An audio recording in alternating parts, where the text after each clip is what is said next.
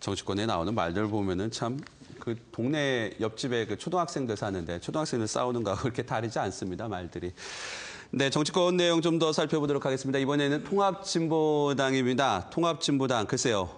우리나라 진보의 미래를 표방하면서 다양한 진보 세력이 모였습니다.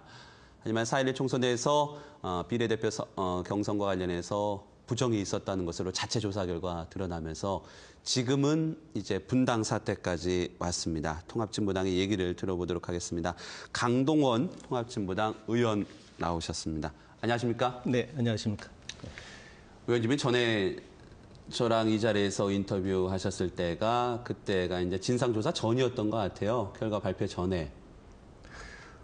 1차 진상조사를 네. 발표한 이후였죠. 1차 발표. 그러고 나서 제가 그때 들은 것이 자체적으로 정화할 수 있고 자체적으로 해결할 수 있다. 그것이 진보 세력이다. 라고 말씀하셨던 게 기억이 납니다. 네, 그렇습니다. 근데 지금 3개월이 지나고 4개월이 지났는데 자체적으로 해결을 못 하셨어요.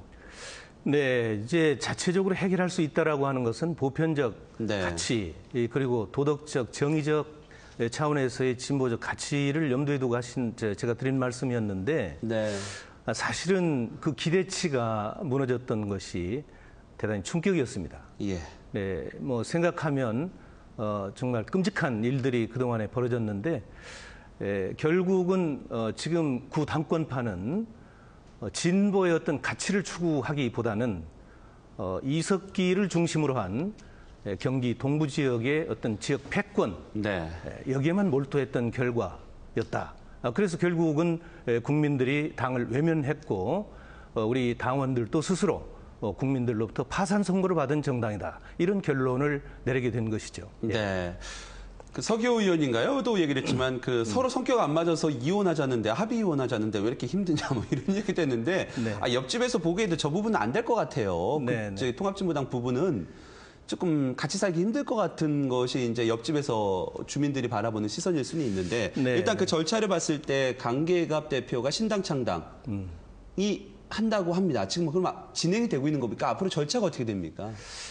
그러니까 지금 강기갑 대표께서 지금 현재 추진하고 있는 것은 일단 합의해서 당을 해산하자. 이것이 골격입니다. 어찌됐든 우리 국민들께 큰 실망을 드렸고 또 우리 내부에서 서로 각성하고 뭔가 다시 한번 환골을 탈퇴할 수 있는 그런 계기를 갖자. 그래서 이석기, 김재현 두 국회의원은 자진 사퇴하고 당원들이 한번 새로 모여보자 이런 취지로 지금 전국 순회하고 있거든요. 이제 이것은 합의 해산을 전제하는 것인데 또 한 축에서 우리 혁신 모임에서는 이미 그것은 어려운 일로 이렇게 판단을 하는 거죠.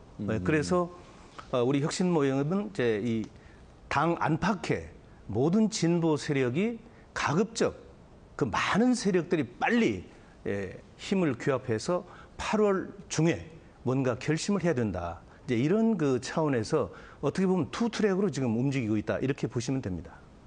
그 투트랙이라는 것이 이제 아직까지도 분당이 확실히 결정된 것 아니다라는 전제도 깔려 있는 겁니까? 전제는 깔려 있는데 이제 강기갑 대표께서 당 대표의 입장으로서는 지금 마지막까지 뭔가 우리 당을 수습하려고 하는 모습 그런 그 당 대표로서의 역할 이런 것들을 마지막 더 한번 해보는 거 아닌가 이런 생각을 갖습니다. 일부에서 바라보는 시선은 그 부분을 어떻게 보면 결단을 못 내리는 이유가 첫 번째로 돈을 지적합니다. 또 하나는 기득권을 지적합니다. 무슨 말씀인지 아실 겁니다. 당이 쪼개졌을 때 정부로부터 받는 정부로 받던 지원금 또 하나 지금 비례대표 의원들 중에서도 신당권파가 있습니다. 당이 쪼개져서 당을 나오게 되면 국회의원직을 내놔야 된다는 얘기죠.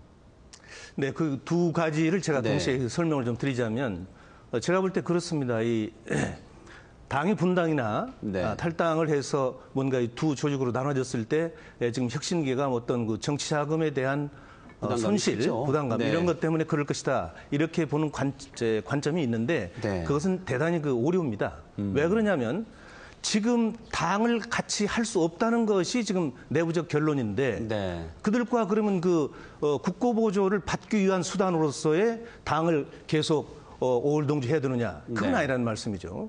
그래서 그것은 잘못된 견해다 이렇게 시선이다. 말씀을 드리고 그리고 이제 비례대표 세 분의 문제는 사실 그렇습니다.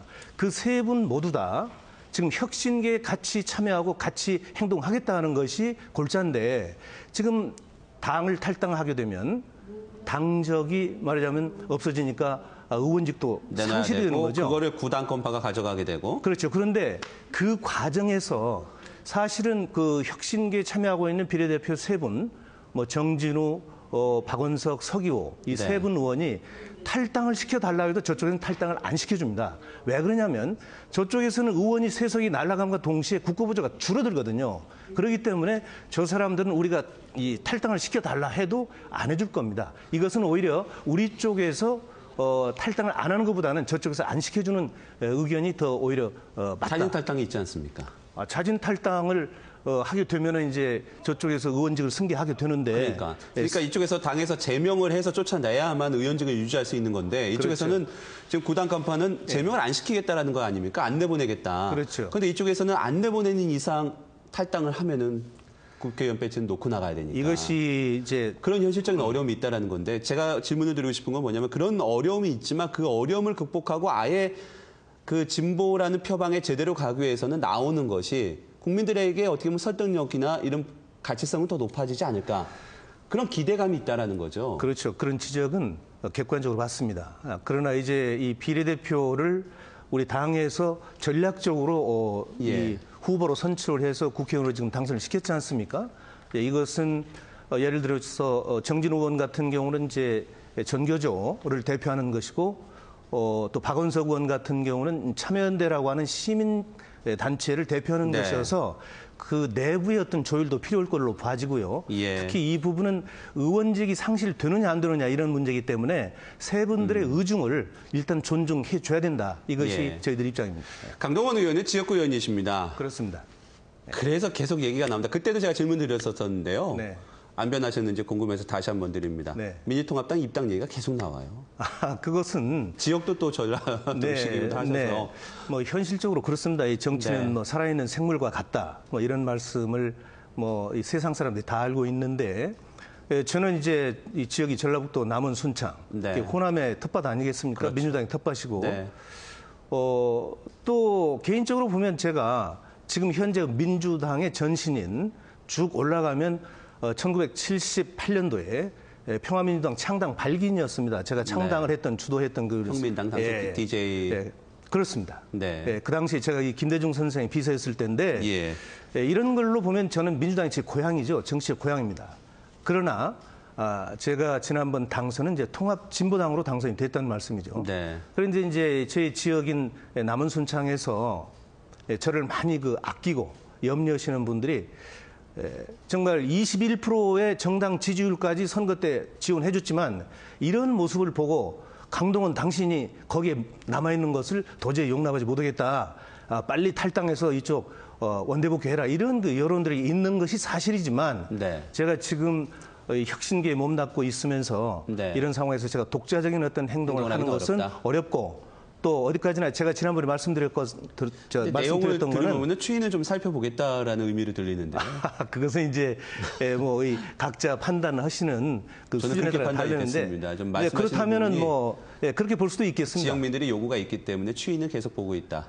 그러나 이제 지역구 출신 의원들로서는 지역 민심을 항상 거스를 수 없는 그런 또 입장이 있는 거죠. 알겠습니다. 이러면서 시간은 지나갑니다. 시간은 지나가고 또 통합진보당이 어떻게 될지 글쎄요. 분당도 자체도 지금 어려운 상황이 돼버렸는데 이정희 대표, 전 대표죠. 지금 대선 출마 얘기도 나오고 그런 가운데 또 이정희 전 대표 주변 측근에 대한 뭐 일부 비리 얘기도 같이 나오고 그 부분과 관련해서 강동원 의원이 이정희 전 대표의 대선 출마는 정권교체의 장애다. 이런 얘기를 하셨어요. 어떤 의미가 담겨 있습니까? 뭐 사실은 이정희 대표께서는 제가 지난번에도 말씀드렸습니다만은 한때 국민적 지지를 받았던 정치인, 대중 정치인 좀뭐 그렇습니다. 그건 사실이지만 지난 그 5월 우리 당의 여러 가지 사태를 놓고 볼 때 당 대표로서의 어떤 역할을 했다기보다는 이석기를 대표한 이 패권주의파의 의사를 대변하는 그런 수준으로 전락을 해버렸거든요.